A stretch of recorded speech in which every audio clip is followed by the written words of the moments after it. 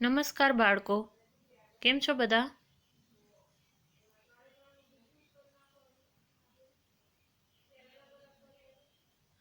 કાવ્ય 9 હું તો પૂછું, જેના કવિ છે સુંદરમ. આજે આ કાવ્ય આપણે વર્કબુક એટલે કે સ્વાધ્યાયપોથીમાં કરી રહ્યા છીએ. આ કાવ્ય આપણે ખૂબ સરસ રીતે સમજી લીધું છે અને સ્વાધ્યાયના પ્રશ્ન જવાબ આપણે ગુજરાતીની પાકી નોટમાં લખાઈ ગયા છે. આજે આપણે સ્વાધ્યાયપોથીમાં કરી રહ્યા છીએ. સ્વાધ્યાયપોથી પેજ નંબર 62, કાવ્ય 9 હું તો પૂછું, જેનો પહેલો પ્રશ્ન છે, નીચેના દરેક પ્રશ્નના ઉત્તર માટે આપેલા વિકલ્પોમાંથી સાચો વિકલ્પ શોધીને તેનો ક્રમ અક્ષર પ્રશ્નની સામે લખો.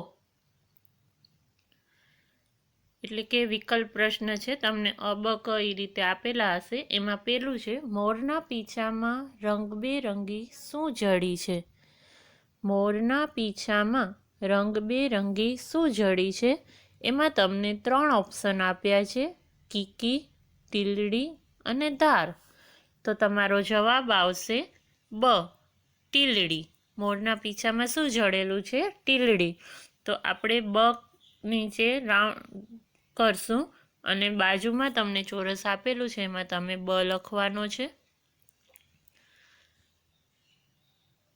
ત્યારબાદ બીજો છે, બકરી અને ડોશીની ઝૂંપડી ક્યાં જોવા મળે છે?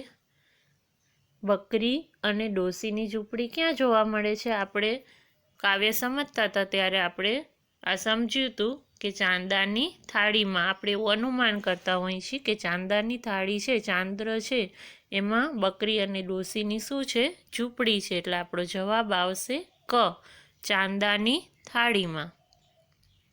ત્રીજું છે, આભલાની ચૂંદડી શાનાથી મઢેલી છે? આભલાની ચૂંદડી શાનાથી મઢેલી છે? આભ છે એ શેનાથી મઢેલો છે? આપણે કીધું તું મેં કે તમે રાત્રે આકાશમાં જોશો તો અસંખ્ય શું હોય છે? નવલખ તારલાઓ. નવલખ એટલે 9 લાખ, અસંખ્ય, ગણી ન શકાય એટલા બધા તારલાઓ.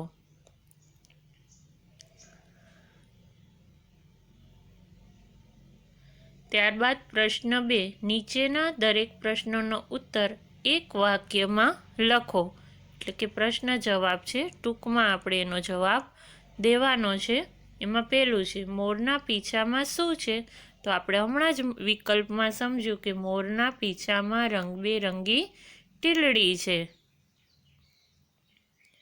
બીજું, રંગવાળી ટીલડી ક્યાં જડેલી છે? તો એની જ પ્રશ્ન પાછો બીજી રીતથી પૂછ્યો છે કે મોરના પીછામાં શું છે? તો કે મોરના પીછામાં રંગબેરંગી ટીલડી છે. હવે રંગવાળી ટીલડી ક્યાં જડેલી છે? તો મોરના પીછામાં. તો આપણો જવાબ એ આવશે કે રંગવાળી ટીલડી મોરના પીછામાં જડેલી છે.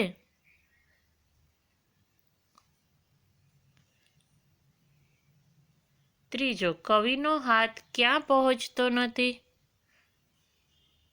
કવિનો હાથ આંબાની ટોચે પહોંચતો નથી. જ્યાં કૂપળો ફૂટે છે, એટલે કે નવા પાનો ફૂટે છે, એવો કવિને પ્રશ્ન થાય છે કે આંબાના આટલા ઊંચા ઘટાદાર વૃક્ષ ઉપર જ્યાં હાથ પણ પહોંચતો નથી, એને આવા સરસ પાંદડા કોણ કરતું હશે? એટલે કવિનો હાથ આંબાની ટોચે પહોંચતો નથી. ચોથું, ગાયના પેટે શું ભરેલું છે? તો ગાયના પેટે દૂધની થોડી મીઠી ધાર ભરેલી છે. એટલે કે આંચળમાં ગાયનું દૂધ ભરેલું છે. તો આ દૂધ કોણ ભરતું હશે? એવો કવિને પ્રશ્ન થાય છે કાવ્યમાં. ગાયનું દૂધ છે એ આપણા સ્વાસ્થ્ય માટે ખૂબ જ સારું કહેવાય. ગાયનું દૂધ, ગાયનું ઘી છે, ગાયનું ગૌમૂત્ર છે, તે બધું આપણા માટે ખૂબ સારું કહેવાય. એટલે તો ગાયને શું કહે છે? માતા તરીકે પૂજતા હોય છે. 5મો પ્રશ્ન છે, ચાંદાની થાળીમાં કોની ઝૂંપડી મઢેલી છે? ચંદ્ર છે, તો આપણે વિકલ્પમાં સમજ્યું હતું કે ચાંદાની થાળીમાં કોની ઝૂંપડી છે? ચાંદાની થાળીમાં બકરી અને ડોશીની ઝૂંપડી મઢેલી છે. છઠ્ઠું, બકરી અને ડોશીની ઝૂંપડી ક્યાં જોવા મળે છે? જો એ નહીં, પ્રશ્ન પાછો બીજી રીતથી પૂછ્યો છે. તો કે જવાબ છે, બકરી અને ડોશીની ઝૂંપડી ચાંદાની થાળીમાં મઢેલી જોવા મળે છે. તમારે દરેકનો જોડણી, રસ્વાઈ, દીર્ઘાઈ બધું ચંદ્રબિંદી જોઈને સ્વાધ્યાયપોથીમાં લખવાનું છે. 7મો છે, કવિ આંખ વિશે શું વિચારે છે?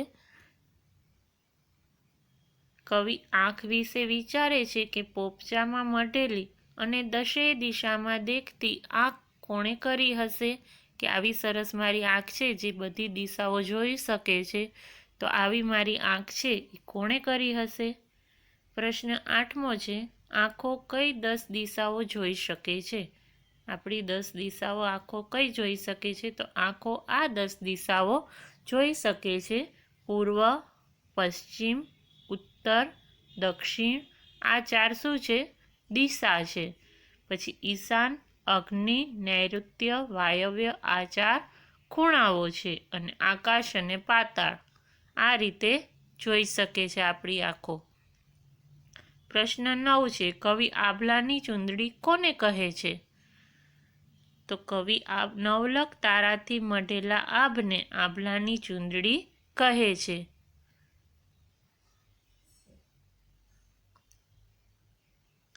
ત્યારબાદ પ્રશ્ન 3 છે, તમારી સ્વાધ્યાયપોથી પેજ નંબર 63 ઉપર યોગ્ય શબ્દ વડે નીચેની ખાલી જગ્યાઓ પૂરો. એકને એક પ્રશ્ન છે એ વારાફરતી પૂછાય છે. આભની હથેળીમાં સૂરજની ભમતી ખાલી જગ્યા છે. તો આભની હથેળીમાં સૂરજની ભમતી ભમરડી છે. તો આપણો જવાબ આવશે ભમરડી. બીજું, ગાયના પેટે દૂધની ધોળી ધાર ભરેલી છે. ગાયના પેટે ખાલી જગ્યાની ધોળી ધાર ભરેલી છે. તો શેની ભરેલી છે? દૂધની. આંબાની ટોચે ખાલી જગ્યા પહોંચતો નથી. આંબો એટલો મોટો ઘટાદાર છે, ઊંચો છે, એની ટોચે શું પહોંચતું નથી? કવિનો હાથ. તો ખાલી જગ્યામાં જવાબ આવશે હાથ.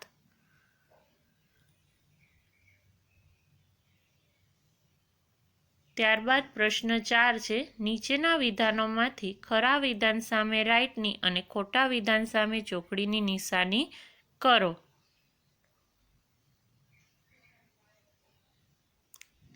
પેલું છે, આંબાની ટોચે કોપળો હોય છે. સાચું. કોપળો એટલે નવા ફૂટેલા તાજા પાન. સૂરજની થાળીમાં બકરી અને ડોશીની ઝૂંપડી મઢેલી છે. ખોટું. એવું આપણે અનુમાન કરીએ છીએ કે સૂરજની થાળીમાં બકરી ડોશીની. એ ખોટું. આપણે અનુમાન શેમાં કરીએ છીએ? ચંદ્રની. તો આમાં શું છે? સૂરજની. એટલે શું આવશે? ખોટું. આભલાની ચૂંદડી નવલખ તારાથી મઢેલી છે. તો સાચું. આકાશમાં શું હોય છે? અસંખ્ય તારાઓ. એટલે સાચું આવશે. ત્યારબાદ પ્રશ્ન 5 છે, ઉદાહરણ મુજબ વાક્ય બનાવો. તમારી સ્વાધ્યાયપોથીમાં આ રીતનું ઉદાહરણ છે, ધરતી. તો આપણે એના ઉપરથી વાક્ય બનાવવાનું છે. બધાને લીલીછમ ધરતી જોઈને આનંદ થયો. તો આપણી વાક્યમાં ધરતી શબ્દ આવવો જોઈએ. એટલે ધરતી શબ્દ આવી જાય છે કે બધાને લીલીછમ ધરતી જોઈને આનંદ થયો. હવે એ રીતે સ્વાધ્યાયપોથીમાં શબ્દો આપ્યા છે અને આપણે એના ઉપરથી વાક્ય બનાવવાના છે. એમાં પહેલો શબ્દ છે પેન્સિલ. તો પેન્સિલથી લખવાની મજા આવે છે. પેન્સિલથી લખેલું આપણે ભૂંસી પણ શકીએ છીએ. પેન્સિલથી તમે કોઈ પણ વાક્ય બનાવી શકો, પણ આપણા વાક્યમાં પેન્સિલ આવવું જરૂરી છે. ત્યારબાદ બીજું છે રબર. તો પેન્સિલ સાથે રબર રાખવું જ પડે, અથવા તો પેન્સિલથી લખેલું રબર વડે ભૂંસી શકાય છે. એ રીતે તમે કોઈ પણ વાક્ય બનાવી શકો. ત્રીજું છે ગાય. ગાયને માતા માની સૌ પૂજે છે.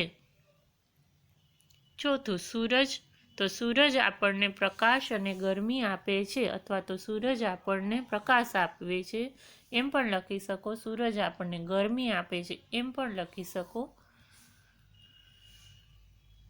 પાંચમું ઝાડ. ઝાડ શીતળ છાયા આપે છે, એટલે કે ઠંડો છાંયડો ઝાડ આપે છે. આ રીતે 5 શબ્દમાંથી વાક્ય બનાવવાના હતા. હવે પ્રશ્ન 6 છે, નીચેની કાવ્ય પંક્તિઓ પૂર્ણ કરો.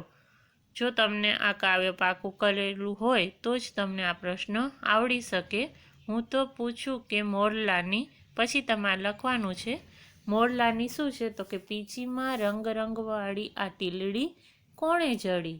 વળી પૂછું કે મીંદડીની માંજરીસી આંખમાં ચકચકતી કીકીઓ કોણે મઢી, એટલે કે બિલાડીની આંખમાં આવી સરસ મજાની કીકીઓ છે એ કોણે મઢી હશે.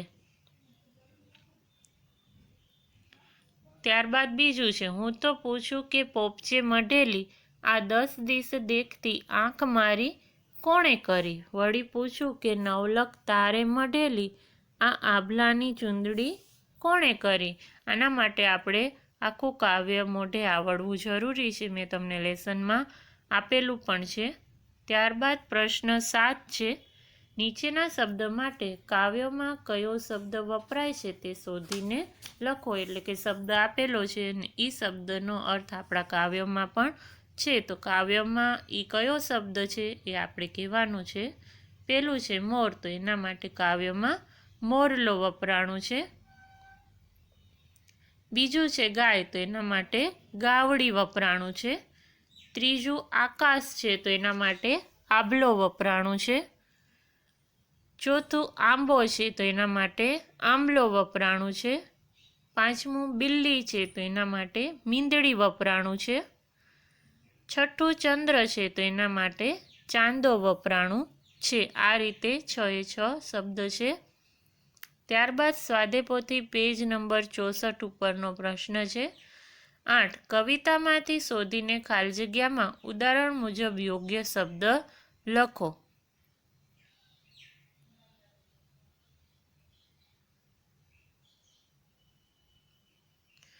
ઉદાહરણ છે માંજરી એટલે આંખ, તો કીકી માટે શું વપરાણું છે ચકચકતી. દિશા માટે 10, 10 એટલે દિશા. ધાર માટે ધોળી અથવા તો મીઠી.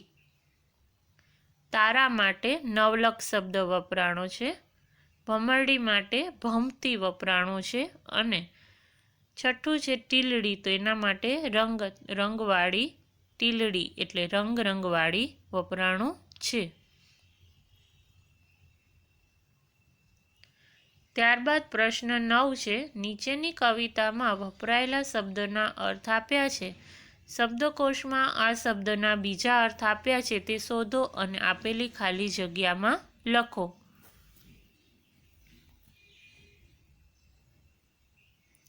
જડી એટલે સજ્જડ બેસાડી. એના ઉપરથી આપણે જડી એટલે શું થાય તો કે મળી, એટલે ખોવાઈ ગયેલી પેન જડી એમ, એટલે ખોવાઈ ગઈ વસ્તુ એ આપણને મળી જાય તો આપણે શું કહી જડી ગયું એટલે જડી એમ. મઢી એટલે લપેટીને કે આવરીને જડી દીધી. મઢી એટલે શું થાય તો કે ઝૂંપડી, આ બાવાની મઢી છે. ત્રીજું કરી એટલે બનાવી. કરી એટલે કર્યું, મેં મામાને જાણ કરી.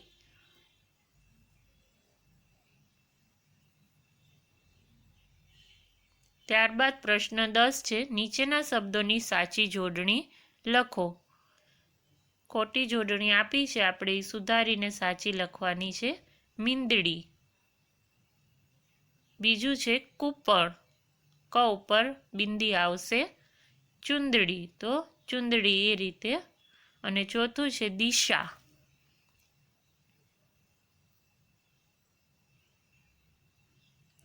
ત્યારબાદ પ્રશ્ન 11 છે નીચેના શબ્દોના સમાનાર્થી શબ્દો લખો, એટલે તેના જેવો જ બીજો શબ્દ લખવાનો છે. પેલું છે મીંદડી એટલે બિલાડી. બીજું છે ગાવડી એટલે ગાય. ત્રીજું છે કૂપળ એટલે પીલો. અને ચોથું છે આભ એટલે આકાશ, નભ.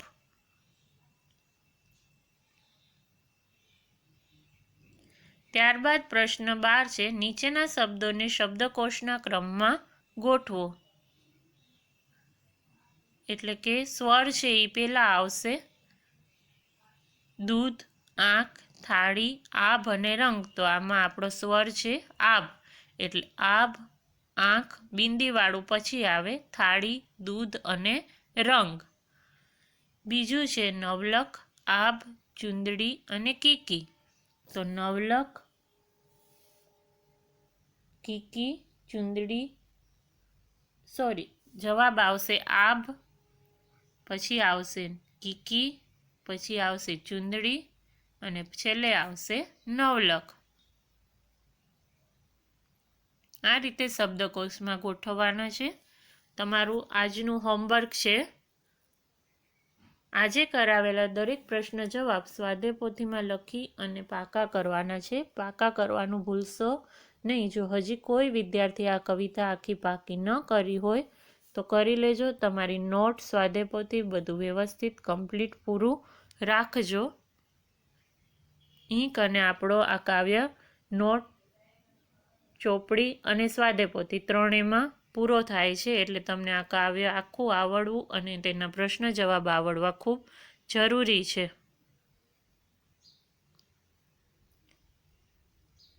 Thank you.